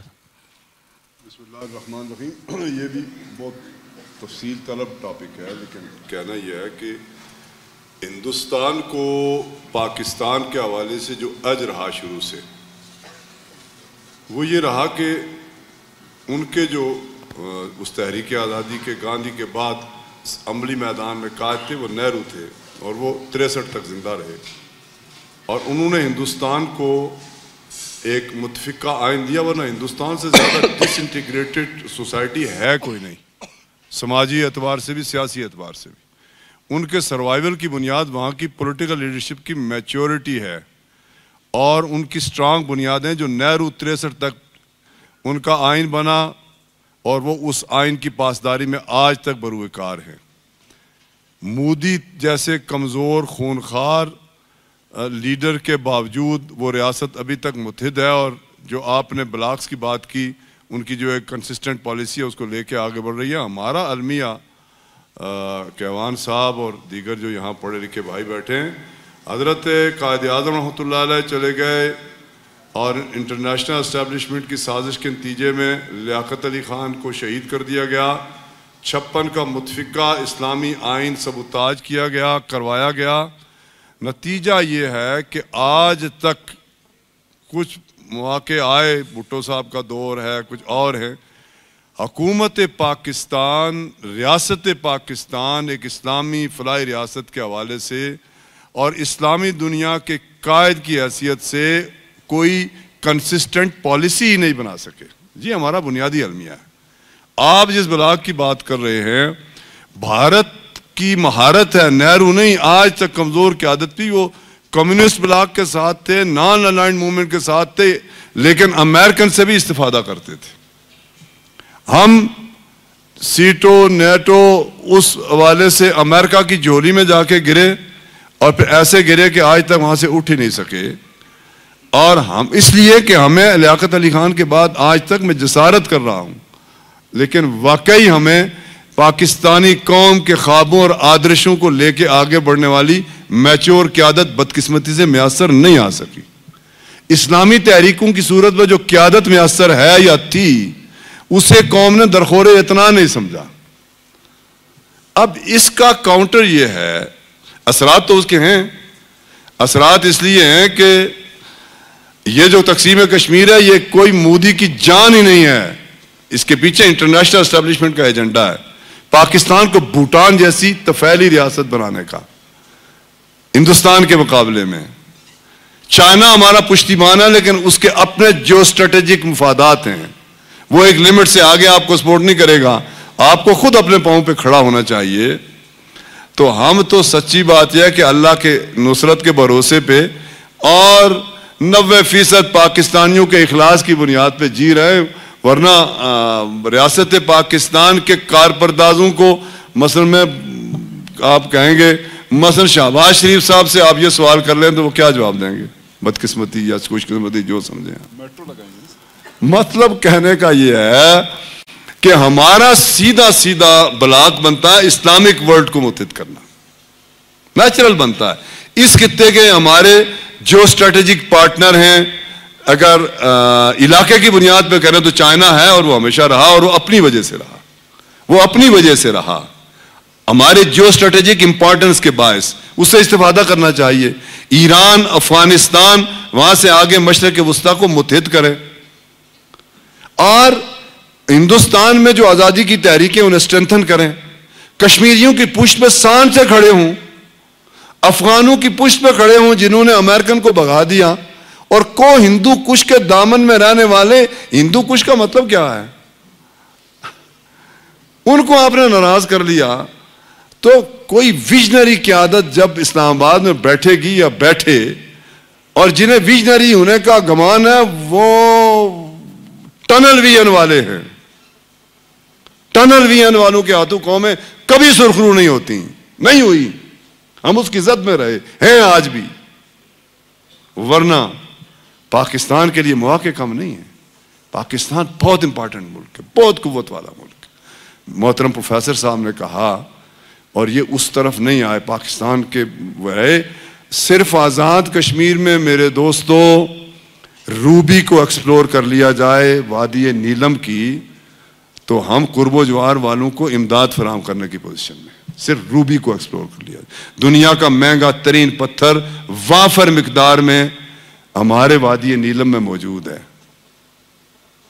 جس طرح سونا بلوچستان میں موجود ہے, اور وہاں گن ہے وہاں کے نوجوان کے ہاتھ میں. تو کہنا یہ ہے, اس کا حل یہ ہے کہ یہ جو اللہ والے ہیں یہ بروئے کار آئیں, بروئے کار رہیں, اور پھر اسلام آباد میں کوئی واقعی پاکستان سے محبت کرنے والی, ریاست سے محبت کرنے والی, اور اس خطے کے لوگوں کے خوابوں کی امین قیادت آئے, اور وہ پھر ہندوستان اور بین الاقوامی اسٹیبلشمنٹ کی آنکھوں میں آنکھیں ڈال کے بات کرے. اور جب تک وہ آتے, سماجی سطح پر جماعت اسلامی, شبان المسلمین اور دیگر جو یہ تحریکیں ہیں, انہیں ایک براڈر ویژن میں یہ الگ سے ایک بات کہہ دوں کہ ریاستوں کا بلاک تو بننا ہے, لیکن آپ بھی کم قوت نہیں ہیں. آپ کی قوت کا ادراک ان کو ہے جو آپ کا اصل ہدف ہے. آپ اسلامی تحریک ہیں, اور آپ ہی اس خطے کا فیوچر ہے انشاءاللہ. تو میرا ایمان اس بات پہ ہے کہ ریاست پاکستان کی حفاظت پہلے بھی اللہ فرماتا رہا, آئندہ بھی کرے گا. ورنہ سچی بات کہتا ہوں آپ سے, یہ موضوع سے ریلیونٹ نہیں ہے. تہجد پڑھ کے دعا کریں. پاکستان اس وقت عباسی صاحب 71 جیسے حالات سے دوچار ہے. نا عاقبت اندیش, اقتدار پرست, اقتدار کا کھیل کھیلنے والے لوگوں کے ہاتھوں میں بلا استثناء کہہ رہا ہوں, جو اس وقت اوپر موجود ہیں. تو کس نے بلاک بنانا ہے, کیا بلاک بنانا ہے؟ ہمیں تو روٹی روزی کے جھمیلے اور IMF کی غلامی سے نجات نہیں مل رہی, لیکن اس میں مایوس نہیں ہوں گے. پاکستان 95% ریاست کے دین سے محبت کرنے والے لوگوں کا پاکستان ہے. ان لوگوں کا پاکستان ہے, وہ پنپے کا بھی سرخرو بھی ہوگا, جس طرح انہوں نے کہا اللہ کا منصوبہ بروئے کار آئے گا. جزاک اللہ ڈاکٹر صاحب. بس سر یہی دعائیں ہمیں چاہیے اور یہی عزم ہمیں چاہیے. سر بات کو میں تھوڑا سا لے کے جاؤں گا خالد عباسی صاحب کی طرف. اور سر جس طرح ڈاکٹر خالد صاحب نے اشارہ کیا لیڈرشپ کا, اور اس لیڈرشپ کے فقدان کا جو ایک بہت بڑے عرصے سے ہمیں ایک ویکیوم نظر آ رہا ہے, اور اس کے پیچھے ظاہر ہے کچھ سازشیں بھی ہمیں پنپتی ہوئی نظر آتی ہیں. سر ہم ریسنٹلی دیکھ رہے ہیں کہ ہندو توا آئیڈیالوجی نے بڑی تیزی سے جو ہے نا سر اٹھایا ہے انڈیا میں, اور اس کا ایک رزلٹ ہم نے 2019 میں 5 اگست کو دیکھ لیا, جو انیکسیشن تھی کشمیر کی, اور اس میں کچھ ہمارا بھی کردار ہے. ہم نے رسپونڈ کیا تو ہم نے رسپونڈ کیا کرتارپورہ کوریڈور کھول کے. باقی یہ ہے کہ رزلٹ تو ہمارے سامنے ہے اس وقت. جو ڈاکٹر صاحب نے بھی کہا کہ جو ڈی اسٹیبلائزڈ پوزیشن پاکستان کی ہے, دونوں پولیٹیکل فرنٹ کیا تو اکنامک فرنٹ کیا. حالیہ ماضی میں ہم دیکھتے ہیں کہ ایک 15ویں ترمیم کو بھی انٹروڈیوس کرنے کی کوشش کی کشمیر کے کانسٹیٹیوشن میں, آزاد کشمیر کے. تو سر یہ تو ساری ایک ایکٹیویٹیز ہیں جو ہمارے سامنے ہیں. میرا سر آپ سے سوال یہ ہے کہ اس سارے معاملے میں ڈیپ اسٹیٹ کے کردار کو آپ کیسے دیکھ رہے ہیں؟ ڈیپ اسٹیٹ ویسے ایک بڑا مبہم تصور ہے, اس لیے کہ ڈیپ اسٹیٹ سے اکثر لوگ مراد یہی لیتے ہیں جیسے کہ ہنری جو تھی, کیا وہ تھی, کلنٹن تھی, ہنری کلنٹن, ہاں جی, تو کسنجر بھی ذہن میں آ جاتا ہے, متشابہ لگتا ہے. تو جیسے اس نے بھی ٹوسٹ کیا بات کو, اور جب اس سے ڈیپ اسٹیٹ کا سوال کیا گیا تو اس نے مثال کے طور پر پاکستان کو پیش کر دیا.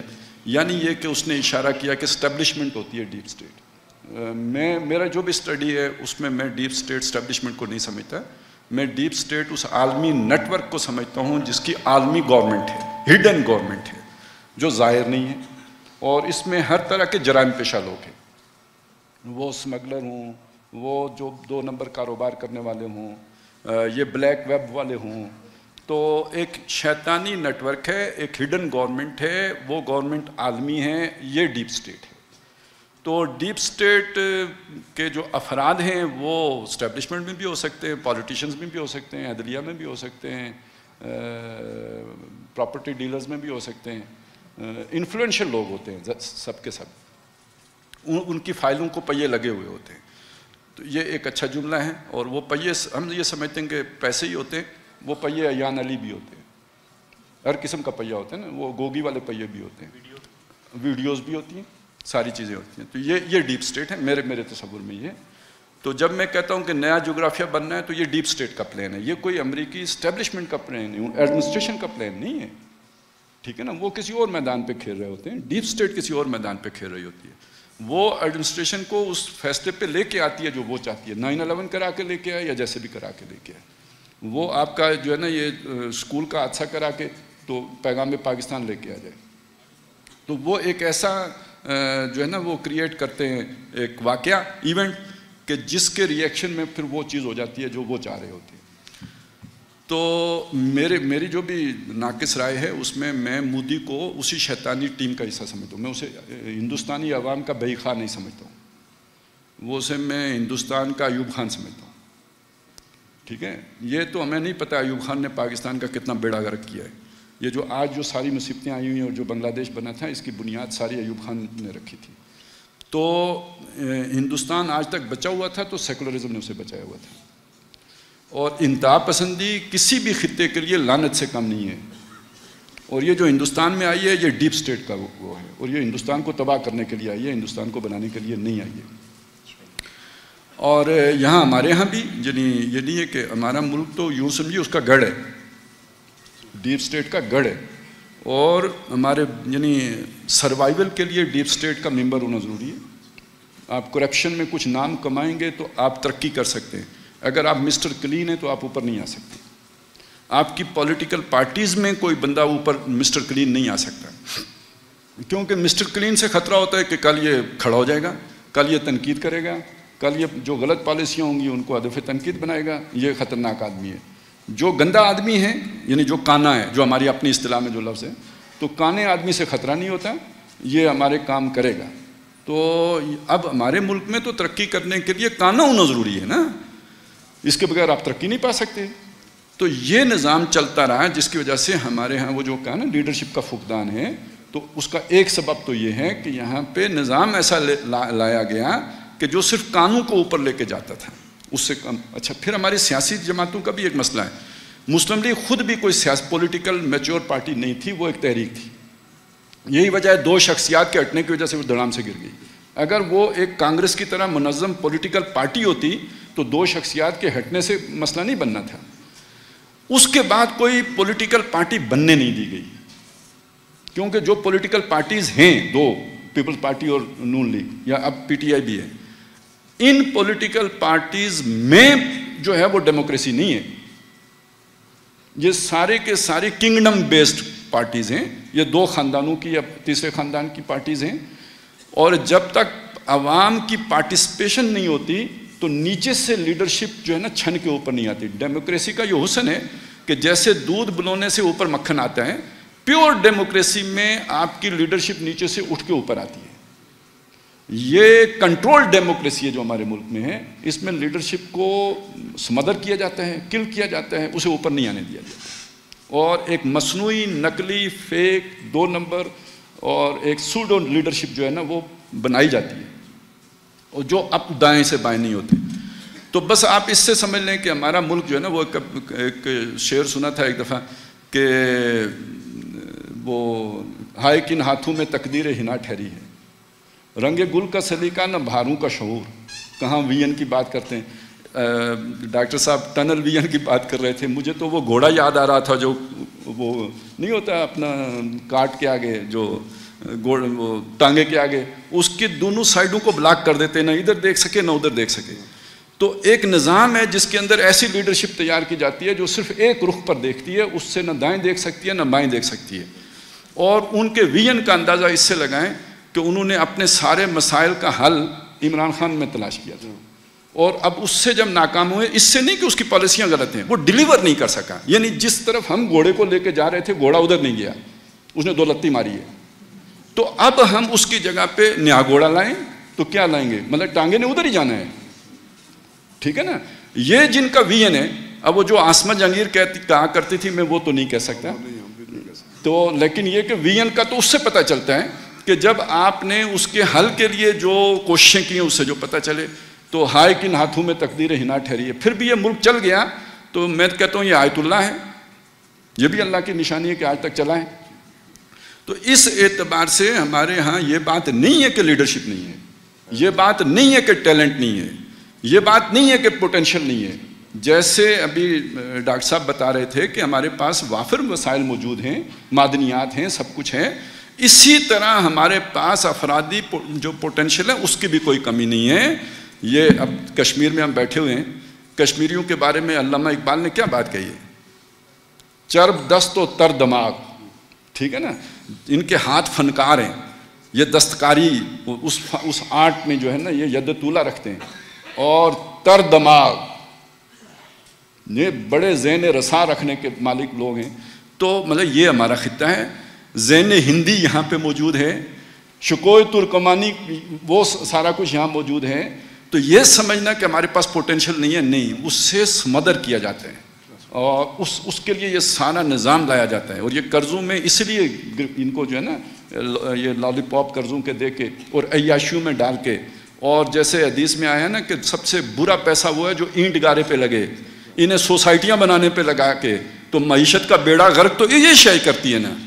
اور پھر ویسے بھی اسراف و تبذیر کے ساتھ شیطنت تو آ سکتی ہے، برکت نہیں آ سکتی۔ تو یہ اصل میں مسئلہ یہ ہے کہ جو ہمارا اصل طاقت تھی، جو ہمارا عصائے موسیٰ تھا، جو ہماری جو اصل ایٹم بم تھا نظریاتی، ہم نے اس سے منہ موڑا، انحراف کیا، اور اس کا نتیجہ ہے کہ جو اب ہمارے سامنے آ گیا ہے۔ البتہ امید یہ ہے کہ اللہ نے اگر ہمیں 75 سال پالا ہے، اور اس سے پہلے بھی جو ہے نا 400 سال کا ایک عمل ہمارے سامنے ہے، اور اس عرصے میں کسی خضر کے ذریعے سے اس دیوار کو سیدھا رکھا ہے، تو ایک تو یہ بات ہے کہ امید کی جا سکتی ہے کہ اب آئندہ بھی سیدھا رکھے، اور دوسری بات یہ کہ اگر دیوار گرنے ہی پہ آ گئی ہے، اور جس کے 80% امکانات ہیں، ٹھیک ہے نا، کہ یہ اب میں نے تو محتاط الفاظ استعمال کیے تھے کہ جغرافیہ بدلنے والا ہے، تو ڈاکٹر صاحب نے تو بالکل کھول کے بات کہہ دی، تو اب یہ اس ملک کے خاتمے کی الٹی گنتی شروع ہو چکی ہوئی ہے، ٹھیک ہے نا۔ تو اس اعتبار سے اگر آپ دیکھیں تو ہم خدائی حکمت تکوین کی سطح پر اگر دیکھیں تو اس میں بھی کوئی خیر ہوگا، اور وہ خیر کیا ہو سکتا ہے کہ جن کی دیوار تھی نا، وہ دیوار تب تک اللہ نے برقرار رکھی جب تک بچے چھوٹے تھے، اور ان کا خزانہ تو پھر نکلے گا کب، دیوار گرے گی تو نکلے گا نا۔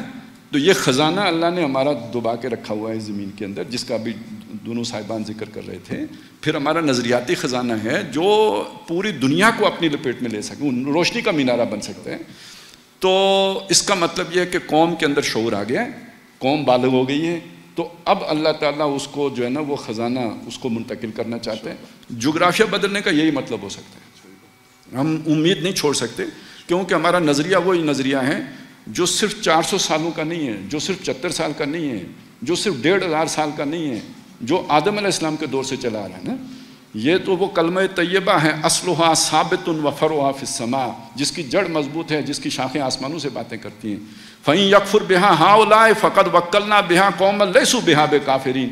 اور اگر یہ جن کو آج اللہ نے حکمرانی دی ہوئی ہے، یہ اگر اس کی جو ہے وہ کفر کریں گے، ناشکری کریں گے، اس نظریے سے منہ موڑیں گے، انحراف کریں گے، یو ٹرن لیں گے، اللہ تعالیٰ یہاں ایک نئی لیڈرشپ لے آئے گا، ایک نئی قوم کھڑی کر دے گا جو اس کے ناشکرے نہیں ہوں گے. نظریے کو موت نہیں آ سکتی، ہمارے نظریے کو موت نہیں آ سکتی. جغرافیہ بدل جائے، بے شک بدل جائے، زمین ادھر ہی رہنی ہے، ٹھیک ہے نا. ملک بدل سکتے ہیں، ان کی سرحدیں بدل سکتی ہیں، یہ زمین ادھر رہنی ہے.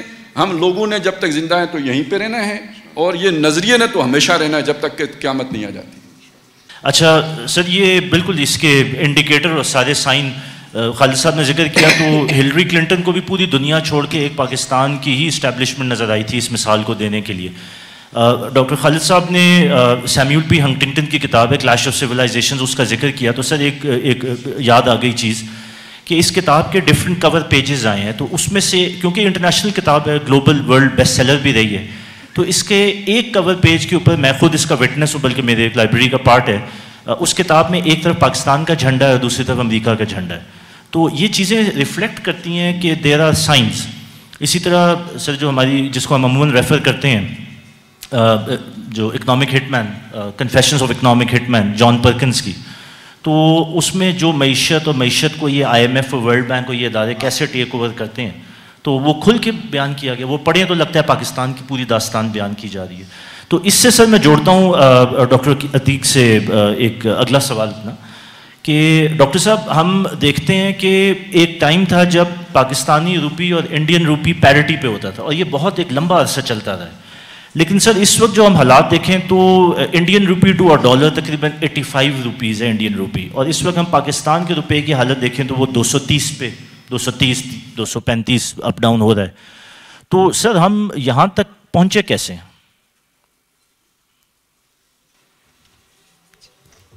اچھا، بڑی دلچسپ سی باتیں ہیں. جب ہم حدیث کا مطالعہ کرتے ہیں نا تو اس میں فتنہ کے بارے میں ہمیں بڑی وعید ملتی ہے. جو فتنے والا بندہ ہو تو اس کے بارے میں حکم یہ ہے کہ اس کو ختم کر دو. کرپشن کے بارے میں ایسی وعید نہیں ہے، حالانکہ کرپشن بھی ایک لعنت ہے. ایک صحابی جس نے چادر کا ایک ٹکڑا اڑایا تھا تو نبی صلی اللہ علیہ وسلم نے یہ کہا کہ جنت میں نہیں جا سکتا. تو کرپشن پر بھی وعید ہے، لیکن یہ نہیں کہا گیا کہ جہاں پہ کرپشن ہو آپ ایک دم سے بغاوت کرو، یا جہاں پہ کرپشن ہو آپ ایک دم سے اس کو ختم کرو. لیکن جو فتنہ گر ہوتا ہے اس کے بارے میں یہ ہے کہ اس کو ختم کر دو. یہ بڑی حکمت کی بات ہے کہ کرپشن کے ساتھ آپ کی معیشت چل سکتی ہے، فتنے کے ساتھ نہیں چل سکتی ہے. کرپشن کے ساتھ آپ کی سوسائٹی چل سکتی ہے، فتنے کے ساتھ ممکن نہیں ہے.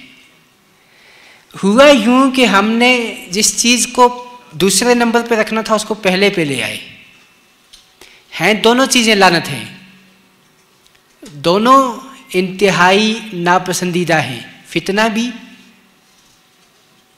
اور کرپشن بھی. لیکن ہم نے اس کا آرڈر چینج کر دیا. وہ جیسے حدیث میں ہے نا کہ حکمران آپ کے ایسے ہوں گے جو آپ کا مال غصب کریں گے، آپ کی پیٹھ پہ کوڑے ماریں گے. تو آپ نے اس وقت کیا کرنا ہے؟ اس وقت بھی اطاعت کرنی ہے. اب اطاعت نہیں کریں گے تو اس سے کیا ہوگا؟ فتنہ جنریٹ ہوگا، فساد جنریٹ ہوگا. تو نبی صلی اللہ علیہ وسلم نے اس سے منع کر دیا. یعنی وہ آپ کا مال غصب کرتا ہے، یہ کرپشن ہے، تو اس کو برداشت کر لیں. یہ بھی اچھی چیز نہیں ہے، یہ بھی لعنت ہے، لیکن آپ اسے برداشت کر لیں. اس کے مخالف میں کیا ہے؟ آپ کھڑے ہو جائیں تلوار لے کے اور کہیں کہ بھئی یہ جس نے میرے اوپر ظلم کیا ہے میں اس کو نہیں چھوڑوں گا. تو اس سے کیا ہوگا؟ فتنہ ہوگا. وہ جب فتنہ آئے گا وہ زیادہ بڑا، وہ سوسائٹی کے لیے زیادہ نقصان دہ ہوتا ہے. ہم نے ہوا بنایا کرپشن کا، تو جس چیز کو ہم نے دوسری ترجیح دینی تھی اس کو پہلی پہ لے آئے، جس کو پہلی پہ رکھنا تھا وہ دوسری پہ لے آئے، اور اس کی وجہ سے اتنی بڑی دیکھیں عجیب سی باتیں ہیں. آج کے دن میں 2022 میں بنگلہ دیش میں کرپشن کا لیول پاکستان سے زیادہ ہے آج بھی، لیکن بنگلہ دیش جو ہے وہ امداد دینے والوں کی پوزیشن میں آ گیا، ہم لینے والوں سے بھی نیچے چلے گئے. اسی طرح بھارت میں کرپشن کوئی کم نہیں ہے. وہ لوگ ہیں کہ وہ کارگل کی جب جنگ ہوئی تھی تو اس کے لیے تابوت منگوائے فوجیوں کے لیے جو وہاں پہ مارے گئے، تو ان تابوتوں میں بھی کرپشن ہوئی. جو تابوت منگوائے تھے نا مردوں کے لیے، اس میں بھی کرپشن ہوئی. لیکن پھر بھی وہ ایک مستحکم معیشت ہیں، اور ہم نے ہر بات کو فتنے کی بنیاد بنا کے، ہر چیز پہ ہنگامے کھڑے کر کے، ہر چیز پہ ڈی اسٹیبلائزیشن کر کے ہم نے اپنے ملک کا یہ حال کر لیا. یہ ایک چھوٹی سی بات ہے. بعض لوگ اس کو سمجھتے ہیں کہ کرپشن کی وکالت شروع کر دی، وہ بات نہیں، لعنت ہے یہ بھی. لیکن ایک چھوٹی سی بات ہے، آپ کو پتہ چلے کہ کہیں پہ آپ کو ریٹرن آن ایسٹ ملتا ہے، جی آپ کو کافی ساری وہاں سے آمدنی ہو سکتی ہے، ٹھیک، لیکن وہاں پہ کرپشن ہے، تو عموماً کیا ہوگا، لوگ جو ہے کہیں گے 10% کرپشن ہے، اس کے پیسے الگ سے اٹھا کے رکھ لو، ٹھیک، پھر بھی کام چل جائے گا. لیکن جب آپ کو پتہ چلے کہ ایک دن جو بیٹھا ہے ٹاپ پہ، دوسرے دن اس کا پتہ ہی نہیں کہ کہاں ٹھکانا ہوگا، وزیر اعظم ہے ایک دن، اور دوسرے دن آپ کو پتہ ہی نہیں کہ وہ جیل میں بھی ہوگا یا ملک سے باہر ہوگا. پھر ایسے ملک میں کون انویسٹمنٹ لے کے آئے گا؟ تو وہ جو حدیث کی حکمت ہے نا کہ کرپشن برداشت کر لو لیکن فتنہ کھڑا نہ کرو، وہ یہاں سے سمجھ آتی ہے. تو بنیادی طور پہ ہم نے ہر چیز کو فتنے کی بنیاد بنایا، ہر چیز پہ ہم نے ہنگامے کھڑے کیے، ہر چیز پہ ہم نے عدم استحکام کو ہوا دی، اور اس کی وجہ سے ہم اتنی تیزی سے گرے کہ جتنی تیزی سے کوئی اور نہیں گرا.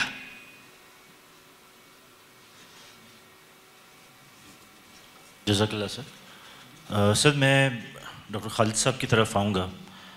سر ہمارے سامنے افغانستان میں ایک بہت بڑی تبدیلی آئی، اور وہاں پہ ہم نے دیکھا کہ طالبان نے اپنی دوبارہ سے گورنمنٹ ابھی قائم کی ہے. اچھا سر، ہمیں یہ بھی پتہ ہے کہ وہ ایک آئیڈیولوجیکل پوزیشن کے اوپر انہوں نے یہ گورنمنٹ بنائی، اور اس پوزیشن کو انہوں نے کمپرومائز نہیں کیا 2001 سے لے کر آج تک، اور اب وہ ایک گورنمنٹ بنا کے تو اپنی جگہ قائم دائم ہے.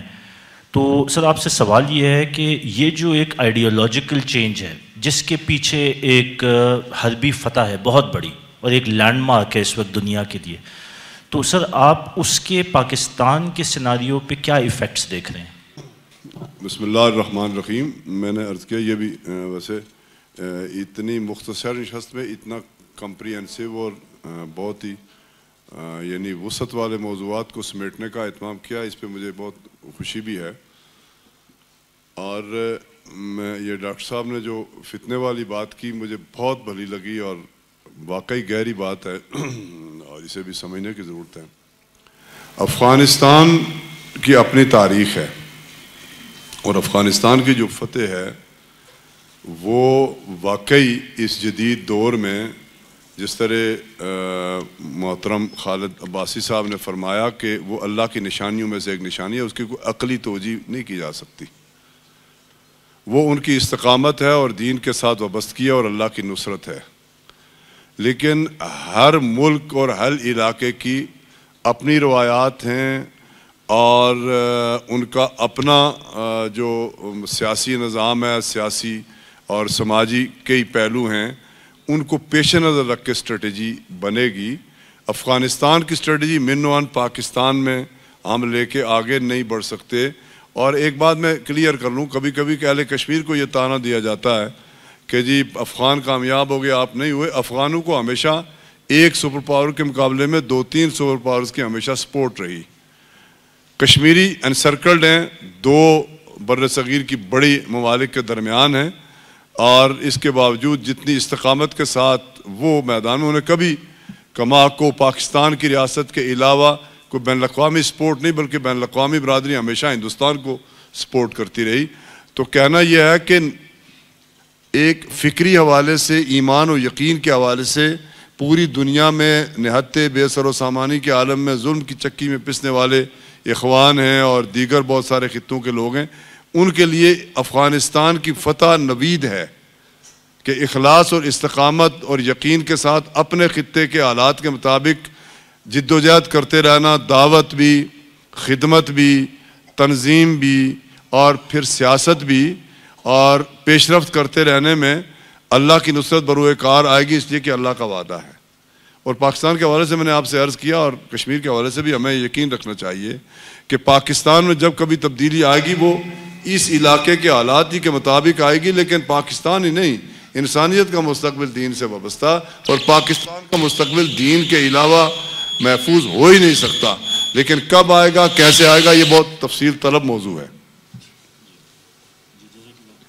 جزاک اللہ سر. بس سر ہم سیشن کا آخری سوال اس کی طرف جاتے ہیں. خالد عباسی صاحب سے یہ سوال ہے. سر جیسے ابھی ڈاکٹر صاحب نے بھی کہا کہ خطے کے اندر جو تبدیلیاں آ رہی ہیں، افغانستان میں ایک تبدیلی ہے، دوسری طرف سر ہم دیکھتے ہیں کہ کنٹینمنٹ آف چائنا پالیسی بھی ابھی بڑی بھرپور طریقے سے ڈپلوائے ہو رہی ہے، اور اس تناظر میں ہم نے بلاکس کی بات کی.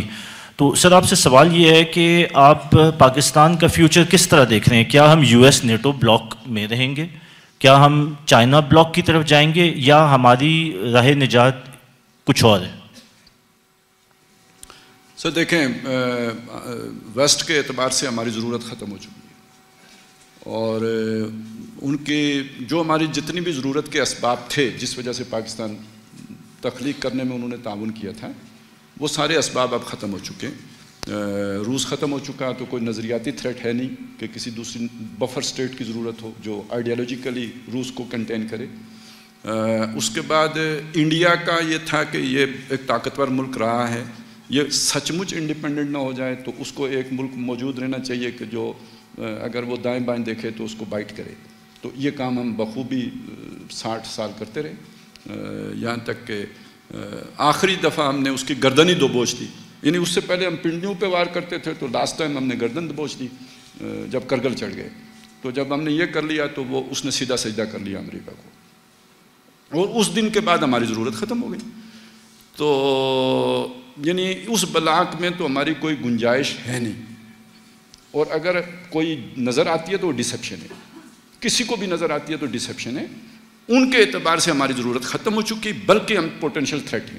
آپ ایٹمی پاور ہیں، جو ان کا منصوبہ مشرق وسطیٰ کے لیے، اس کے لیے آپ خطرہ ہیں. ٹھیک ہے نا، آپ کی ایک بڑی فوج ہے، وہ اس کے اندر ممتاز قادری کے بھائی بیٹھے ہوئے ہیں. تو چلیں ایک سطح پہ تو آپ کرپشن سے گندے لوگ اوپر لے کے آئیں گے، لیکن یہ کہ نیچے تو پھر وہ ان کے اعتبار سے جو ہے نا اس طرح کے لوگ موجود رہیں گے، تو وہ بھی ایک تھریٹ ہے.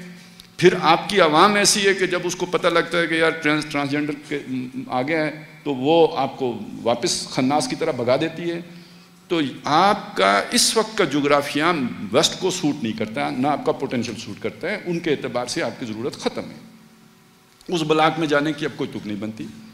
چائنا کی طرف اگر آپ دیکھیں گے تو مطلب میں سمجھتا ہوں کہ چائنا بھی فرض کریں اسے ایک ایسی طاقت کی ضرورت ہے یہاں پہ کہ جو اس کے لیے راستہ کھلا رکھے. تو چائنا بن کے سوچیں تو اسے زیادہ ٹرسٹ کس پہ کرنا چاہیے، افغانوں پہ یا ہم پہ، جنہوں نے ہر بار اس کے اعتماد کو ٹھیس پہنچائی ہے. اور یہ ایک نئی ابھرتی ہوئی طاقت ہے جنہوں نے 20 سال رجسٹ کر کے اپنی ورتھ پروو کی ہے. تو کیوں نہ ان کے ساتھ ڈیل کی، اگر ڈیل ہی کرنی ہے تو کیوں نہ ان کے ساتھ، مطلب چائنا کے اعتبار سے سوچیں تو اس کے لیے زیادہ قابل اعتماد، قابل بھروسہ دوست وہ ہو سکتے ہیں ہماری نسبت سے. تو دوسری طرف یہ کہ چائنا ہمارے لیے امریکہ سے زیادہ خطرناک ثابت ہوگا اگر ہم اس کی طرف چلے بھی جاتے ہیں بالکل صاف. تو وہ ہمارے لیے زیادہ، کیونکہ امریکہ پھر کسی تہذیب و تمدن کا نام ہے، اور وہ وہاں پہ کسی نہ کسی درجے میں تورات کی، بائبل کی کوئی روشنی موجود ہے. چائنا کے پاس کیا ہے؟ یہ تو ایک بالکل مشینی ملک ہے، حیوانی ملک ہے. ان کا سارا سوشل سٹرکچر، یعنی آپ سوچیں، یعنی وہ تو ایک سرمایہ دارانہ سوسائٹی کو سب سے زیادہ سوٹ کرنے والا ملک چائنا ہے. تو وہ ہمارے لیے زیادہ خطرناک ہے، اور پھر اس کو ہم اتنا جانتے بھی نہیں جتنا ہم امریکہ کو جانتے ہیں.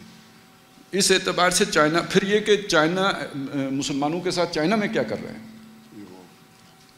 ٹھیک ہے، اس اعتبار سے چائنا ہمارے لیے کوئی مستقل پارٹنر نہیں بن سکتا. تو پھر ہماری سروائیول، ٹھیک ہے نا، آپ اپنے پیروں پہ کھڑے ہونے میں، ٹھیک ہے نا، اور وہ اپنے لیے روشنی خود تلاش کرنے میں، اور وہ روشنی ہمارے پاس ہے، ہم نے صندوق میں بند کر کے رکھی ہوئی ہے، قرآن مجید کی روشنی ہے. اب ہمارا واحد سہارا اللہ کی کتاب ہے جس کے لیے یہ ملک بنایا تھا. ہم یہ لے کے کھڑے ہو جائیں تو چائنا تو شاید دیر سے ہو، لیکن انڈیا ہے اور متمدن دنیا ہے، وہ ہمارے پاؤں میں گر سکتی ہے آج بھی. ٹیکنالوجی سے حکومتیں نہیں ہوتی ہیں، ٹیکنالوجی سے دنیا فتح نہیں کی جا سکتی. اگر کی جا سکتی ہوتی تو افغانستان امریکہ کے آگے لیٹا ہوتا. نظریات ہیں کہ جو دنیا کو گرویدہ بناتے ہیں. نظریہ دنیا کے اعتبار سے جو یعنی عالم گلوبل نظریہ ہے جو پوری دنیا کو متحد کر سکتا ہے، وہ ہمارے پاس ہے. تو ہمارا سروائیول اس نظریے میں ہے جو نظریہ پاکستان ہے. لیکن ہماری جو رجیم ہے، جو ایلیٹ ہے، جو پاور میں ہے، وہ اس نظریے سے ایسے بدکتی ہے جیسے گدھے بدکتے ہیں شیر سے. یہ بدقسمتی ہے. تو انہیں اپنا مائنڈ سیٹ بدلنا پڑے گا، یا یہ کہ پھر اللہ تعالیٰ یہ ہمارے اوپر سے ان کو دفع کرے گا اور ایک نئی لیڈرشپ آئے گی. سروائیول ہمارا ہو جائے گا، لیکن جو بھی ہمارے جرائم ہیں ان کی کچھ سزا پانے کے بعد. اور اس کے بغیر وہ والا جو عنصر ہے نا، وہ چھٹ کے اوپر آتا بھی نہیں ہے. آزمائش کے بغیر وہ اندر سے وہ لوگ نکھر کے سامنے نہیں آتے جو مخلص لوگ ہیں. کچھ آزمائش آنی ہے جس کے نتیجے میں ایک گند بھاگے گا، کوئی جن کی جہاں پہ آف شور کمپنیاں ہیں وہ ادھر دوڑیں گے، اور باقی جیسے کہ آپ کے سامنے ہمارے پوٹینشیل کا کوئی مسئلہ نہیں ہے. ہم جی سکتے ہیں، ہم آئسولیشن ہمارا کچھ نہیں بگاڑ سکتی. ہم نہ سری لنکا ہے، نہ ہم کوئی وہ ایران ہے، نہ ہی ہمارا مسئلہ وہ ہے کہ جو شمالی کوریا کا ہے. انڈیا وہ ملک ہے جو سونے کی چڑیا رہا ہے. یار آپ لوگ اکنامکس میں غور و فکر کرتے ہیں، سب سے بڑے سوچنے کی بات یہ ہے کہ انگریزوں کے آنے سے پہلے پوری دنیا میں جو وسائل کے اعتبار سے سونے کی چڑیا تھا، وہ انگریزوں کے جانے کے بعد آج اس حالت میں کیوں کھڑا ہے. اس کا مطلب کوئی مس مینجمنٹ ہے نا. بس اتنی ساری بات ہے. وسائل کی کوئی کمی نہیں ہو ہی نہیں سکتی.